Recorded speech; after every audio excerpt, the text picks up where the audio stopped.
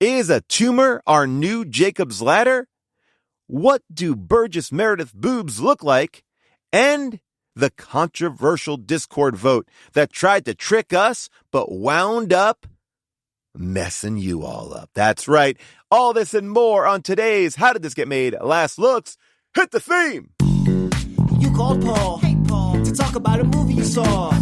Maybe you were truly appalled, or maybe you enjoyed the film and you're in dubious awe. Last looks, the last looks. Tell the truth, when have you read your last book? It's a podcast, How Did This Get Made? And this is Go Van Go Show. Let's get paid. The last looks, the last looks, the last looks. Smoochy, smoochy. No, I am not an angel obsessed with kissing. It's me, your host, Paul Scheer, and welcome to How Did This Get Made?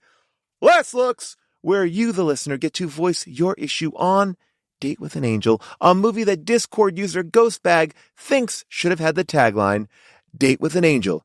It is a tumor. Love it. I love a little kindergarten cop Date with an Angel mashup. That's the kind of quality work here that we all need to be doing. So thank you, Ghostbag, for that.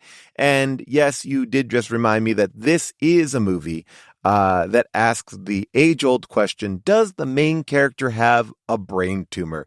Maybe that's our new Jacob's Ladder in this show. A big shout out to Go Van Goes for that opening theme song. Remember, if you have an alt movie tagline or title, submit it to us on our Discord at discord.gg/hdtgm. And if you have a Last Looks theme song, go to hdtgm.com and click on the Submit a Song button on our homepage. Remember, keep them short. 15 to 20 seconds is best. Coming up on today's episode, we'll be hearing all your corrections and omissions on Date with an Angel, and I'll even share an exclusive deleted scene from our Date with an Angel episode. Then Jason will join me to chat about all the TV shows that we are currently loving, especially Wonder Man. And as always, I will announce the movie for next week's episode, which also happens to be the winner of our recent Discord fan poll. That's right. You voted, we watched, we were upset. And I'll tell you, there was a lot of drama around this voting process. We're going to get into it on the main episode, but I'm also going to break it down here as well. Dinosaur Improv will be at Largo on February 28th. It's a Saturday. Come out. Nicole Byer, Edie Patterson, Danielle Schneider, Rob Hubel, myself. It is going to be a great big show. I want to say thank you to everybody who is still getting autographed books, hardcovers and paperbacks of Joyful Recollections of Trauma. You can always just go right to my website and order the books right there, and you help support a local bookstore, Chevalier's, which is the oldest bookstore in Los Angeles. I don't get any money from it. I just do it because I love Chevalier's. They are the absolute best. And if you've not watched yet, my Taylor Swift mini doc is available right on my homepage. I made a little mini doc about Taylor Swift. Yeah, look at that. I make stuff. Anyway, enough with the plugs. Let's get into it. Last week, we talked at length about Date with an Angel. We had questions, and we might have even missed a few things. Here is your chance to set us straight. Fact check us if you will. It is now time for corrections and omissions. Corrections and omissions. Corrections and omissions. Corrections and omissions with Tall John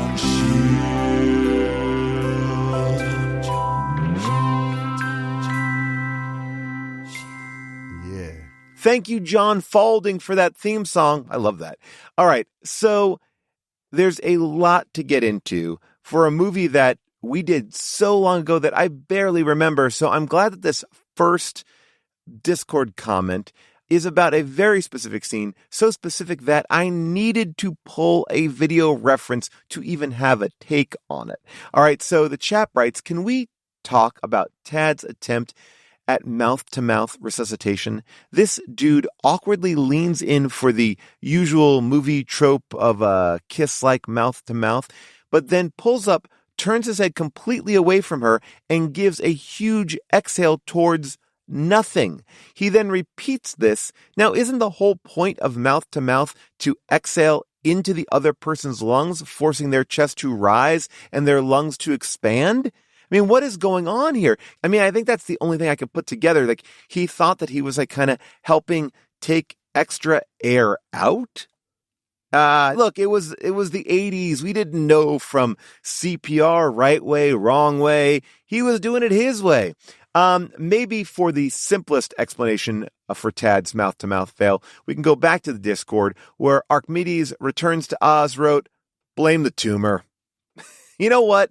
Yeah, whenever we don't understand anything in this movie, we are going to blame the tumor. Mitch Kappa, Chunk Style, writes, a bit of justice for Tad. You guys thought it was crazy how he, the morning after his bachelor party, he smelled his finger to check, did something inappropriate happen with that blow-up doll the night before? But Mitch Kappa wants to point out it wasn't about the doll. No, the pool water had rushed in all over the floor, and he was just smelling his wet hand to check, what is this liquid? I don't know if that gives us full justice for Tad there. I feel like it's still, I guess.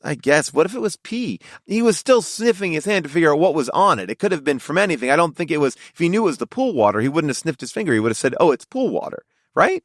Come on, Mitch. Let's go to the phones. Alwyn from London, what do you got?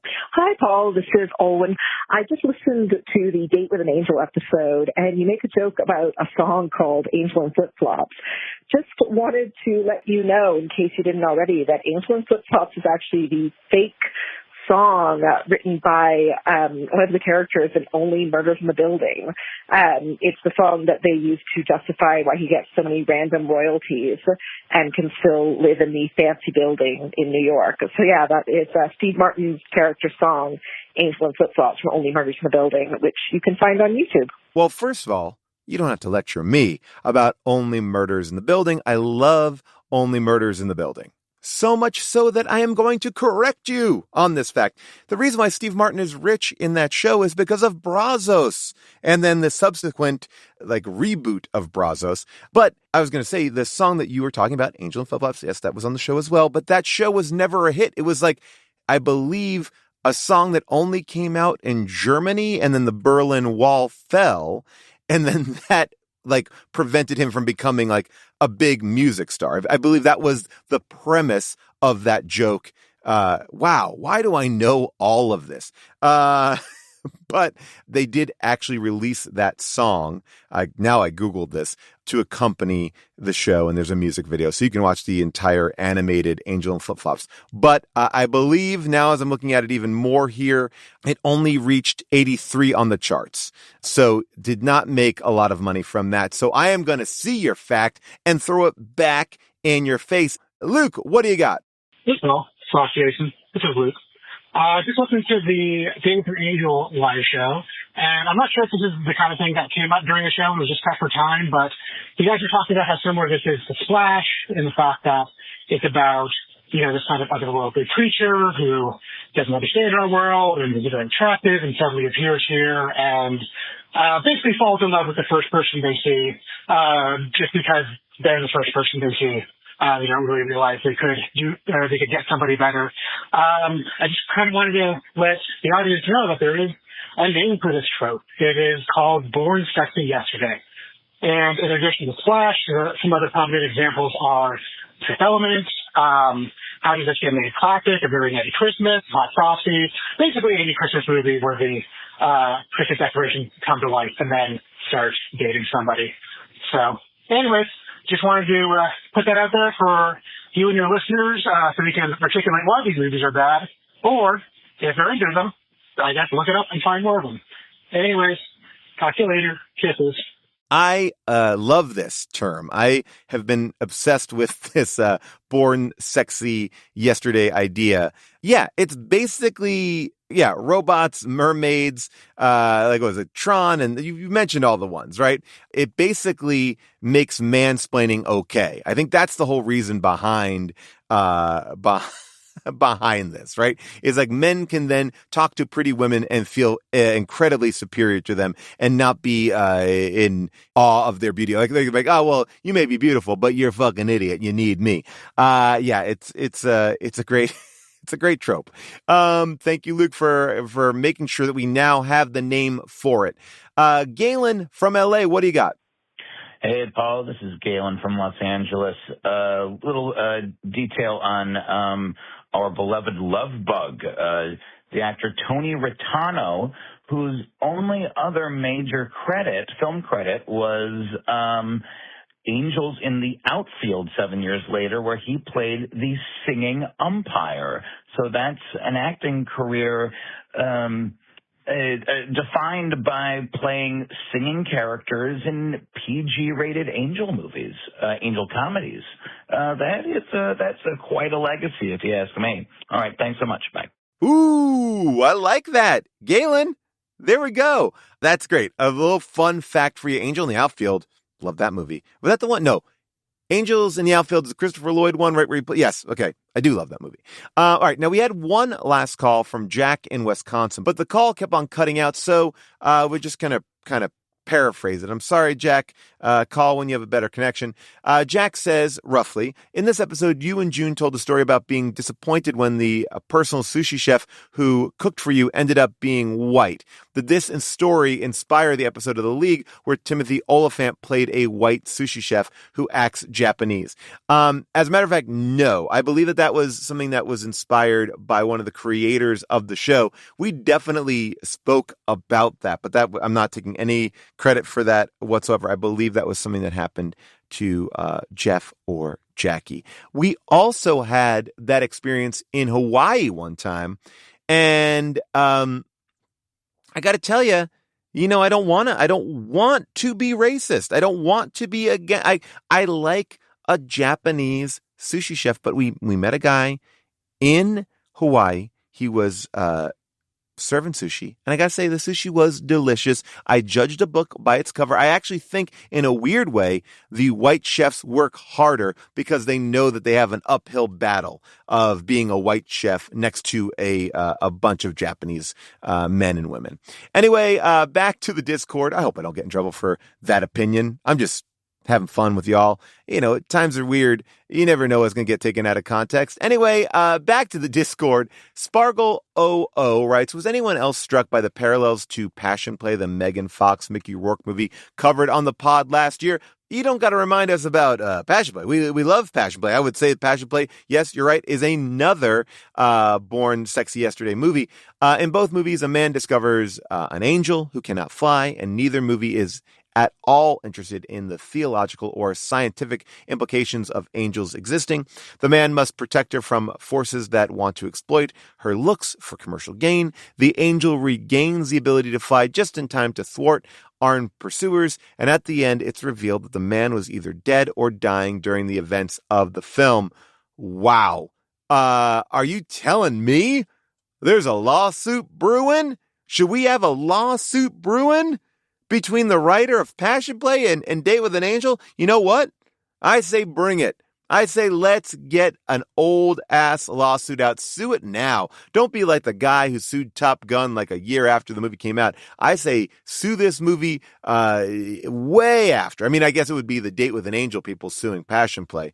And it feels like the money wouldn't be great on either side of it. But let's get an old lawsuit out so we can break down why these angel movies are so similar. Meanwhile, Angels in the Outfield, they really did jump into the theological ramifications of what angels and baseball, what that meant. Anyway, we'll close out things with not a correction or omission, but with a personal story from DK and Phil.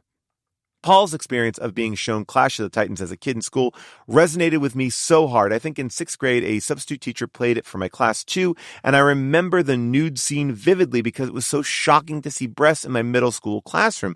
I wasn't paying attention to the movie except for that scene, but I naturally wanted to know whose real-life boobs I saw, so I paid careful attention to the credits. However, I couldn't remember the characters' names, so I just looked for the names of female actresses. I have no idea why, but for some reason, I thought that Burgess Meredith was a woman, and I remember walking out of class thinking to myself, wow, I saw Burgess Meredith's boobs. Holy cow. Normally we just give a correction and omission to someone who brings up a great fact, but I gotta say, anyone who can go toe-to-toe with me with a Paul Scheer story is going to be the winner today. Yeah, seeing Burgess Meredith's boobs is the winner. And you know what? You don't get anything, but you do get this amazing song from Bears in Love. Hit it.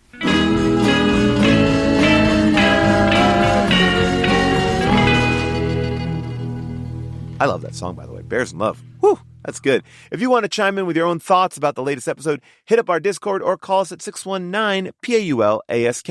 All right, coming up after the break, Jason will stop by to chat about all the TV shows that we are watching and loving. We got some great recs for you.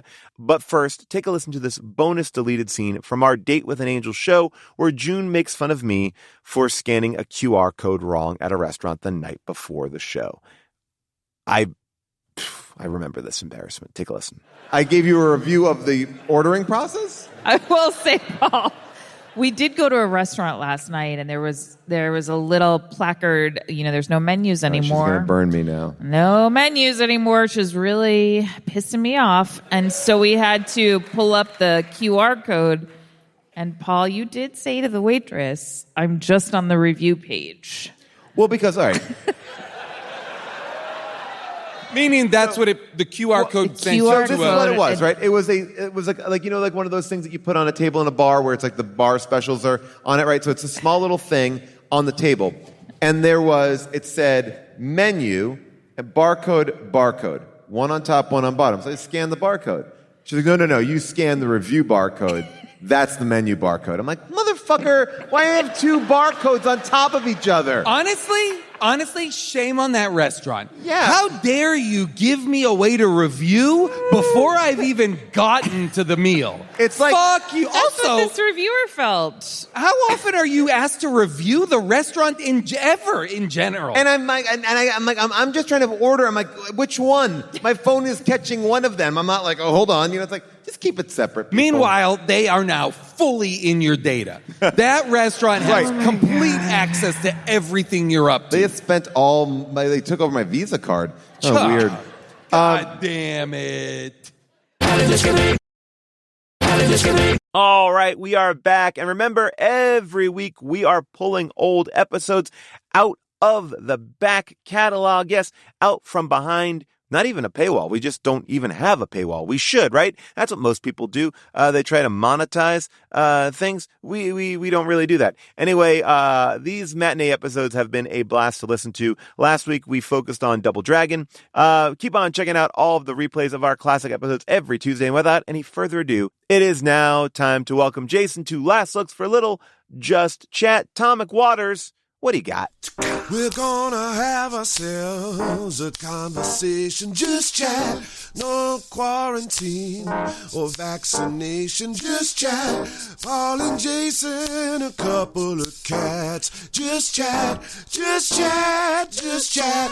Shooby-doo-boo-boo-boo-boo. Jason, great to talk to you. And finally, we get to celebrate Date with an Angel, a movie that we recorded so many years ago. I mean, this is a time capsule. It really this is. episode is a time capsule. Like, this is time travel from oh boy, remember when we were innocent? Remember 2 years ago when we were in Minnesota? Well, you know what's so interesting is like we record these episodes and I feel like we've done them, and then certain fans keep track of what has not been released. For a while, the Swordfish episode was an episode that was not released. And what happened? What's the drama behind it? And we try very hard not to release episodes that you can't have access to watching. We don't want you to have to Yes. pay money if you don't have to, like to rent a movie or that isn't available even to do Right. that. That was the thing. Like, this movie was just not available. So a lot of the times we are just constantly scanning these services to make sure that from when we did it to when we release it, like somehow this fell in a little bit of a gap. I think it was going to come off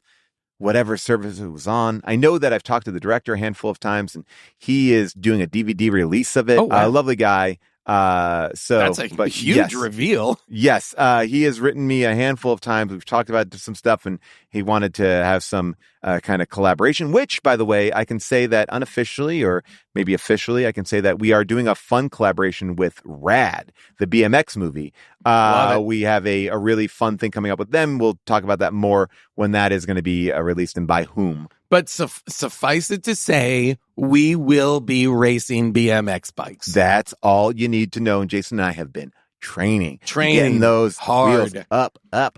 Oh, yeah. Oh, boy. Paul does the pedaling, and I'm standing behind him on the pegs. It looks good. It looks really looks good. great. It looks great. last time we talked, we got to only speak about a few things that we like. And I feel like everybody's been asking, and I've been wanting to talk to you about this, but Wonder Man, the new Marvel show. Now, full disclosure, I'm only halfway through the season. Great. I don't think we should reveal that much. I will tell you this. I don't either. That during the pandemic, my friend Andrew Guest, who is the showrunner of he was brought on to Hawkeye, and he kind of got in the Marvel world. And cool. And I really loved the Hawkeye series and what they did with Hawkeye. He got tasked with bringing this show to life, and he showed me early cuts. I had to sign so many NDAs. It was amazing. And I got to read the scripts. And when I saw it, I've been talking this show up for such a long time, just quietly to people, because it is unlike anything in the Marvel world. It feels like an FX show, kind of like what Legion was, in the sense that it's completely in its own thing. Now, yes, there are characters that come in, like Ben Kingsley is great, but it's like it has a Lethal Weapon kind of vibe to it, in the sense it's a buddy cop thing. And I'm saying this to the audience, like, if you are not keeping up with Marvel, yes, it doesn't matter. No, it doesn't matter at all. You don't need to know about multiverses. You don't need to know about Loki's stuff. You don't need to. This is a slice of life for this one character, Simon, not Simon West, but yes, Simon. That's what I almost said too, but that's the guy who made Con Air. Yes. But his name is Simon, and he's a good guy. It's so good, and it's Simon Williams. Thank you. And it's what's his name? Yahya Abdul Mateen from Our Beloved Ambulance. I believe he was in the Michael Bay movie Ambulance. And he is, what I love about this is he's a struggling actor in LA. And the show is really about the kind of constant ego death of a struggling actor in LA who secretly has superpowers that you really do not really get access to. It's not a swaggery kind of, it's a character study. Well, here's what I will say. I have not started again because I've watched and I read a bunch, and I have to go back in and see. I know things were reordered, but have you gotten to see the day that he goes on set when he's got a bit part in a TV show yet? American Horror Story? Yes. Okay. Incredible. That is truly one of the it is so uncomfortable. Yes. And so hilarious truthful. And yeah. It gets me. It's so beautifully done. It's so fucking beautifully done. He's such a phenomenal actor at portraying. Again, this is someone who has like Omega level powers, who is so cripplingly insecure as an actor, and that is just, he cannot get out of his own way. He does an incredible job portraying this character, and Ben Kingsley's along for the ride, like you're saying, as his buddy. And then they just are in some scenes, they're just going back and forth, trading verses from famous plays. Like Ben Kingsley's just allowed to do a 2-minute monologue from Shakespeare. The show is fucking great. Oh, I've loved it. We have some fun friends on the show too. Carl Tart pops up on the show. Carl Tart is in an episode that's like a bottle episode, not a bottle episode. That's like a one-off episode that explains the history of another character from the past. And Byron that episode, Bowers, so good. He's so good. It's great. And that's also the episode with Josh Gad doing. Funny. Josh Gad really, I give him a lot of credit for basically just jumping in as himself and really going Joey for Pants it. Too. Josh Gad and Joey Pants are both in this show playing themselves, the actors, Joe Pantoliano and Josh Gad. And Josh Gad's version of himself in this show is just such an unrepentant douche. It's great. It is so fun to watch. It's just great acting. It's great writing. It's funny. And it's, to me, it's just like one of those things where I think a lot of the complaints about it have been, why didn't they advertise this show? Because it's sort of like, is that right? It just kind of came out. And I think it honestly, it's a big swing. And the way I kind of describe it to people is like, this is the Andor for the Marvel universe. It's sort of like, we're in a world. You're it's right. not tonally, but it's a creator going, we're just going to live in our world doing our own thing that doesn't really affect anything else. Yes, you're right. And what's interesting is you're right. It's a big swing, But conversely, it's a big swing because it's a small story. Right. And that's what's a big swing about it, is that this is small stakes story here. It is about, did he get the audition? Most episodes are about whether he gets a call back or not, or about being embarrassed to tell his family that he got fired from a job. All of these family dynamics, it feels very small. It feels a little bit like a character study that you are interested in. And every once in a while you're reminded, oh, right, he has powers. Oh, okay. Right. But it's not, the powers are not what the show is about. And now going forward, that might change, but it's also, it's not cool to have powers. That's the part of it, is and I think that's the fun part of the show, is it's a different perspective. It's kind of like what Astro City was to me back in the day. Absolutely. Which was, and I don't understand why Kurt Busiek book. I have no idea why no one has done Astro City. That to me feels like a no-brainer. Boy, it's so big. It's such, you could do so many elements of right? it. You could do elements of Astro City, because Astro City, if people haven't read the Kurt Busiek book, Astro City, there's many, many, many volumes of it, but there's compendiums that collect a lot of them, and they really seek to show not just stories of superheroes and the city and everything like that, but it's really about the people inside of the city that is full of these heroes, and how does, it's beautiful, beautiful storytelling. And it's Alex Ross does some of the covers of it that are just, the art is gorgeous. It's incredible. Very long running book, beautifully told. It's one that is, I can't recommend enough, Astro City. Yeah, really a highlight of that one. I love it so much. But man, oh man, Wonder Man, great. If you are hesitating in any way, just let that go to the side, because honestly, the opening scene will suck you in. You're like, oh, I'm in. And if this matters, it's a half hour. Yes. It's not an hour-long show. It's 8 half hours. It's great. It's a very compelling human story. I mean, look, at this point, what do you have? What do you have to lose? What do you have to lose? You know what we have been watching here at the home front? 30 Rock. And I have not sat through 30 Rock for years. Yeah. And man, oh man, what a fun rewatch. I know it's the dumbest thing to say, 30 Rock is funny. No, it is, because I also have rewatched it within the last year or two. So joke dense. It is so strong, that show. So many jokes, so funny. What I love about that show, and I think is such a way to talk about great shows, is once they finally settle into what it is, then it's just a mix and match. Right. So then it's what if this storyline is put these three together who normally aren't together, and these two are over here doing this, and those different pairings and different matchups are endlessly recyclably funny. Well, and you know what I think is so interesting? This is a story that I always heard when they were talking about The Office. Greg Daniels had this board, and on the board he had all the characters lined up on both sides, the left and right hand side, and this drew lines. All right, well, it's Dwight and this guy. It's it's and it's what are those stories? And when you had 24 episodes in a season, you could just go off and you could be just mix it up. And it's so fun and endlessly, like you said, they never get old. It's oh great, another Tracy Jack McBrayer episode. Great, I can't wait. And there's so little serialized storytelling. You can drop in and out of it wherever you want. You don't have to follow it all. It's, if we still existed in a time where syndication was a thing, this show would be massive. You know what I mean? In that same way.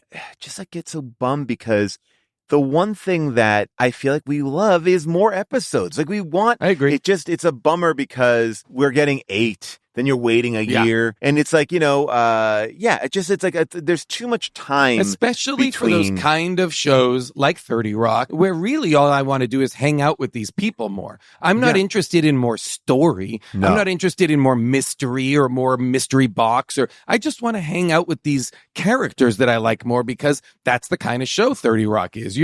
You're walking around the literally 30 Rock, bumping into all these absurd storylines. Perfect. I want that forever, And I finally was able to put some salve on the Brooklyn Nine-Nine itch of my youngest son. Oh, good. I should say the wound. He's not been able to commit to another show, and I've been trying, and then we hit 30 Rock. He's like, I like it. I was like, oh, great. good. So we are. Here's what I'll say. If you get there, I will reiterate my absolute fandom for Girls 5 Eva, which is right. Almost all So of the creative funny. team is so funny. And then now the new show, The Rise and Fall of Reggie Dinkins, I think is what it is. Yes. Is the only one episode is up now. It's on Peacock, and it's hilarious. It's the first really episode funny. is so funny, and it's a lot of the same people that are behind. It's a Robert Carlock. It's a lot of the same people that are behind 30 Rock. And you got Daniel Radcliffe is like a documentarian who is making a show on Tracy Morgan, and Bobby Moynihan's in it, and it starts. Bobby is so funny in it. It's so good. It starts in February, but you can watch the first episode now, and it's great. It's great. It's very worth the watch. Our good friend Phil Jackson from Dinosaur, writer on it. Writer on it. So it's a good one. And again, it's just great to have solid comedies. Yeah. Oh, I have a solid comedy. Can I recommend a comedy special that I absolutely was crying at, which is Sarah Sherman's special, Live and in the Flesh. I was just about to write this down. I watched this on Sunday. It blew me away. I was like, I want, like, no one was in the room with me when I was watching it. Yeah. Like, I was looking to other people like, are you seeing this? I was crying, laughing, truly crying tears of joy laughing. It's just such a funny special. She is, and look, I read that article in New York Magazine. She like, oh, I didn't. Okay, there's a great article in New York Magazine, and there's this like a very nice, a little moment where she talks about the pretty girl wig, that she's always forced to be in these pretty girl wigs on SNL. And it's so funny because I know Sarah, I see her, I watch SNL every week, and she is put in this role. She kills it. She's so funny on the show, but you don't know who she is until you've seen this show. Like, this is her this is really out. Before she was on SNL, her comedy persona was called Sarah Squirm. Yes. And it was all of this gross out body horror comedy. It's kind of like John Waters by way of Pee Wee Herman. Pee Wee Herman. Yes, like a fucked up Pee Wee Herman type of a body horror. Like she's just got like that was so Sarah Squirm. This special lives in that world. It's like big, colorful, chaotic set, but with lots of just like gross tactile stuff. She really heightens every bit to not just absurdity, but to gonzo level absurdity. The fact that she has a foot pedal that just plays the Seinfeld bass line is never not funny. Every time she hits it. It kills me. I can't recommend it enough. It's one of the best comedy specials I've seen in years, I think. I was going to say, there is literally nothing like this special. It feels very much like Julio Torres's special. Like, it's redefining what a special is. But I think what's different about hers is like hers presents as a stand-up special that is completely twisted. If you just watch anything, watch the first 5 minutes. Once you get past the opening, which is just with John Waters, but her like entrance onto stage and those first 5 to 10 minutes are just like a machine gun fire of like, what the fuck? It's so nuts. There's so much going on, but it seems so effortless and it's so funny. She's so comfortable bouncing between all of these very intricate elements. It's very hard what she's done, and she's making it look not only so easy, but so silly. And it's incredibly impressive. It's effortless. It's artful. It's fun. And I think honestly, it's like inspiring as somebody who, I think that we've watched stand up for such a long time that we're just like, okay, we understand what stand up is, like what a stand up special is. And yes, we've seen some brilliant reinventions of that. But this to me makes me go like, oh, there's a different way of doing stand up. And again, is it all palatable? I have no idea. You may watch this and be like, I fucking hate it. And that's okay.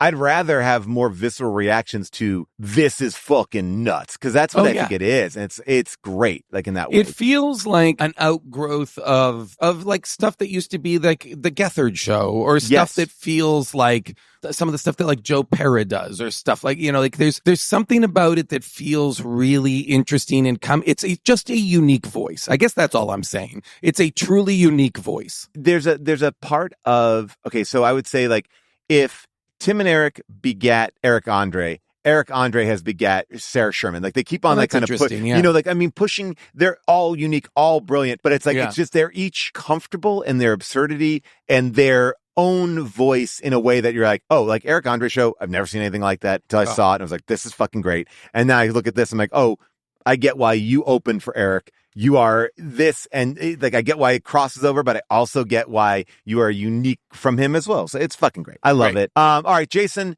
wonderful talking to you. We will check in again. All right.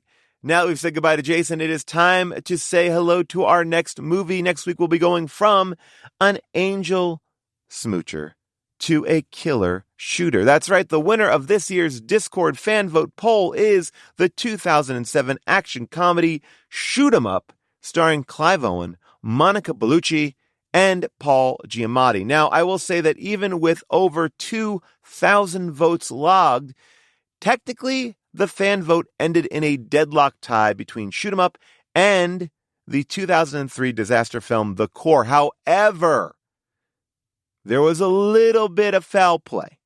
Now, I don't want to sound like Donald Trump here, but I believe this fan vote was rigged because people switched up their votes at the last second to force a tie, hoping, I think, that we would do both films, that they would somehow make us feel obligated to them to do both. But here's the thing.